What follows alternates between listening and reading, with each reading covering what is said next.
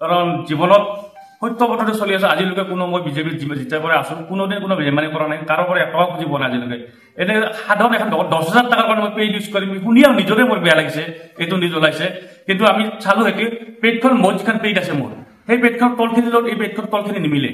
আৰু মোৰ সেই চাইন আৰু সেই চিলটো কপি পেষ্ট কৰা কৰিছে এইটো আৰু এইটো মই প্ৰমাণ অতি সোনকালে কৰিম কাৰণ মই পুলিচতে কেছ দিম থানাত কেছ দিলে থানাই মোক উলিয়াই দিব লাগিব এইটো হয় পেটখন আছে পেটখন মনিছা চেম চেম তলখিনি নিমিলে সেইটো তলখিনি নিমিলে পেটখনত আৰু এখন পেট বনাটো সৰু কথা এতিয়া পেটখনত মোৰ সেইটো চাইন আৰু সিগনেচাৰটো এই সিলটো সেইটো কপি পেষ্ট না ডাইৰেক্ট মাৰা সেইটো এনে ওলাই পৰিব আৰু চাওক তেখেতে ক'লে দোকানখনৰ নামটো হাইড কৰি দিছে আৰু দোকানখনৰ নামটো দি দিয়ক না তেতিয়াতো অট'মেটিক ওলাই পৰিব এতিয়া মই আশা কৰো